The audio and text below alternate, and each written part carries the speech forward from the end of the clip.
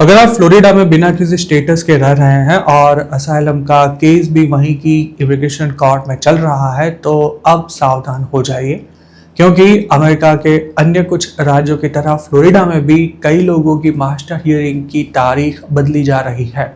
CBS news के एक report के अनुसार जिनकी मास्टर हियरिंग 2028 तक होने वाली थी, उन्हें इन दिनों कोर्ट में हाजिर होने के नोटिस भेजे जा रहे हैं, जिससे इमिग्रेंट्स के साथ साथ उनके वकील भी टेंशन में है।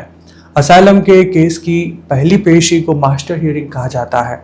असाइलम मंजूर होगा या नहीं, इसका बहुत बड़ा दारोमदार मास्टर हियरिंग पर ही रहता है। मायामी डाउनटाउन में स्थित इमिग्रेशन कोर्ट में जिनके केस चल रहे हैं, उन इमिग्रेंट्स और अटॉर्नीज ने सीबीएस न्यूज़ मायामी से बात करते हुए बताया कि उन्हें इन दिनों तारीख बदल जाने की नोटिस मिल रही है। कुछ लोगों के केस की तारीख कई महीने एडवांस कर दी गई है, जबकि कुछ मामलों में जहां 2-2.5 साल की वेटिंग थी, उन लोगों को भी बुलाया जा रहा है।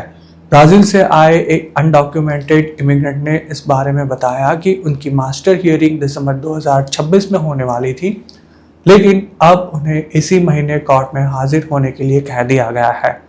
इसी तरह उनके परिवार के एक सदस्य की तारीख 2028 में शेड्यूल होने के बावजूद उनकी मास्टर हियरिंग अगले हफ्ते ही होने वाली है।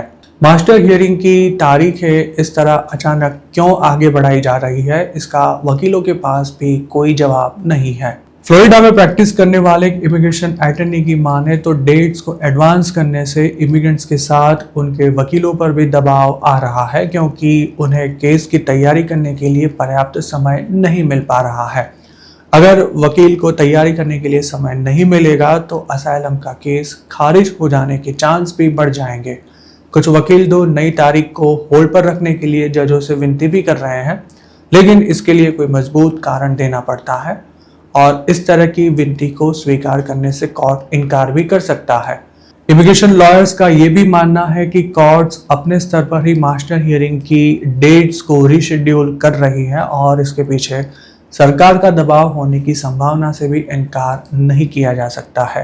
हालांकि इमिग्रेंट्स को सबसे बड़ा डर इस बात को लेकर है कि मास्टर हियरिंग की डेट बदलने के बाद क्या उन्हें कोर्ट से ही गिरफ्तार किया जा सकता है या फिर फाइनल रिमूवल ऑर्डर भी जारी हो सकता है या नहीं।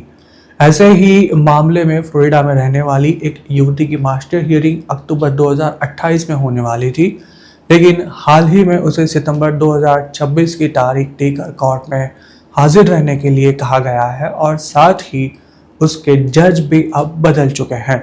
इमिग्रेशन कोर्ट्स का कामकाज देखने वाली संस्था executive office for immigration review ने इस मामले में प्रतिक्रिया देते हुए ऐसा बताया कि वर्तमान में जितने भी केस पेंडिंग हैं उन्हें तेजी से पूरा करने के प्रयास किए जा रहे हैं और इसी वजह से मास्टर हियरिंग की डेट्स भी रीशेड्यूल हो रही है। यूओआईआर ने बताया कि हर केस की नियत समय पर और उचित सुनवाई हो, इसके लिए नए इमिग्रेशन जजों की नियुक्ति करना भी जारी है। हाल ही में इस संबंध में एनपीआर नाम की एक न्यूज़ वेबसाइट पर प्रकाशित हुए रिपोर्ट में बताया गया था कि शिकागो, बॉस्टन और चैम्सफोर्ड की इमिग्रेशन कोर्ट्स में लोगों के मास्टर हियरिंग की तारीखें बदल रही हैं। हालांकि अब फ्लोरिडा में भी ऐसा ही कुछ चलने की बात सामने आई है। संभव है कि अमेरिका के अन्य राज्यों में भी यही स्थिति हो। असाइलम मांगने वाले लोगों को ऐसी गलतफहमी होती है कि डेमोक्रेटिक स्टेट्स में असाइलम का केस करने से अप्रूवल के चांस भी बढ़ जाते हैं। हालांकि हकीकत यह है कि इमिग्रेशन कोर्ट्स फेडरल गवर्नमेंट के अधीन काम करती है और इसमें स्टेट गवर्नमेंट का कोई भी रोल नहीं होता। उल्टा अब तो डेमोक्रेटिक राज्यों में ज़्यादा सख्ती से इमिग्रेशन एनफोर्समेंट किया जा रहा है। सबसे महत्वपूर्ण बात यह है कि जैसे मास्टर हियरिंग की डेट्स बदली जा रही है, वैसे ही अब लोग आइस में हाजिरी लगाने जाने से भी डर रहे हैं।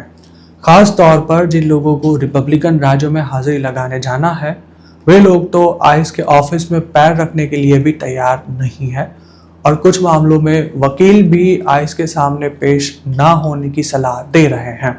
असाइलम का केस करने वाले ने अगर आइस में हाजिरी ना दी हो तो पूरी संभावना है कि उसे मास्टर हियरिंग में ही डिपोर्ट करने का आदेश दे दिया जाए। ऐसे मामलों में कुछ भारतीयों को भी डिपोर्ट होने की नौबत आई है, लेकिन इसके बावजूद अब लोग आइस में हाजिरी लगाने से बच रहे हैं।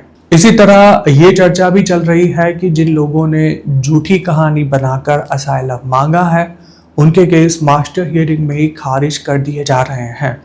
कुछ भारतीयों की माने तो मास्टर हियरिंग टालने के लिए अब लोग तारीख नज़दीक आने पर अपना स्टेट ही बदल देते हैं, जिससे उन्हें थोड़ा समय मिल जाता है। स्टेट चेंज करने के इस जुगाड़ से लोग कुछ भी करके 2028 तक का समय निकालना चाहते हैं। हालांकि ये चोर रास्ता कभी भी बंद हो सकता है। एक तरफ जहां असाइलम के केस पेंडिंग होने से लोग भारी टेंशन में हैं, वहीं दूसरी तरफ वकील लोगों की इस मजबूरी का फायदा उठाकर अंधाधुंध डॉलर कमा रहे हैं। वैसे शिकायतें भी सामने आ रही है।